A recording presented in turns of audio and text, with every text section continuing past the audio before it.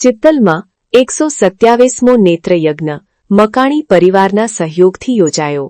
ચિત્તલમાં 127મો નેત્રયજ્ઞ મકાણી પરિવારના સહયોગથી યોજાયો.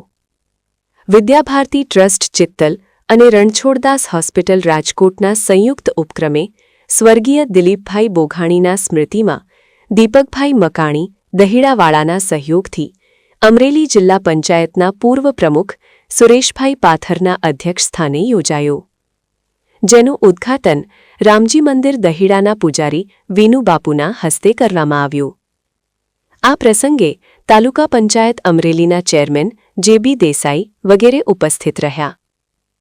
આ કેમ્પમાં 100 દર્દીઓની તપાસ કરાઈ, તેમાંથી 29 દર્દીઓને મોતિયાના ઓપરેશન માટે રાજકોટ લઈ જવામાં આવ્યા.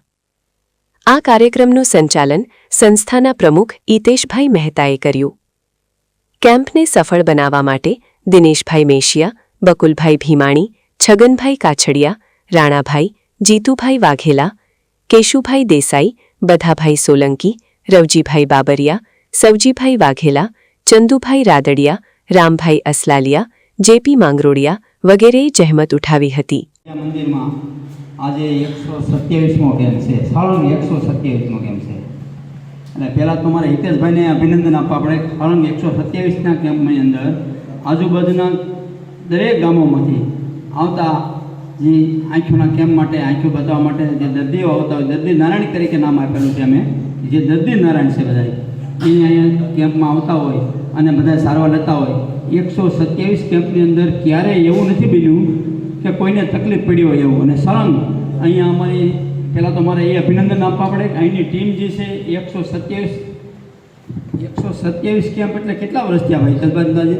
15 વર્ષ. હે? 15 વર્ષ ઉપર. 15 વર્ષ જેવો ટાઈમ થયો. સળંગ 100 એક કોરોના કાળ સિવાય દીપાભાઈ, કોરોના કાળ સિવાય 10 મહિના મારો કેમ્પ બંધ થયો હતો કોરોના કાળમાં. બાકી સળંગ એક ધારો.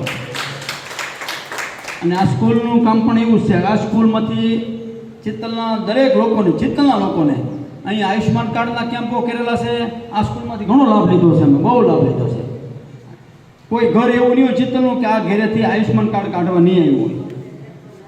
સમાચારની અવનવી અપડેટ જોતા રહો નિખરતા ગુજરાત ન્યૂઝ સાથે. નિખરતા ગુજરાત ન્યૂઝને લાઇક, શેર, સબસ્ક્રાઇબ કરો અને બેલ આઇકન દબાવીને સમાચારની ઝડપી માહિતી મેળવો.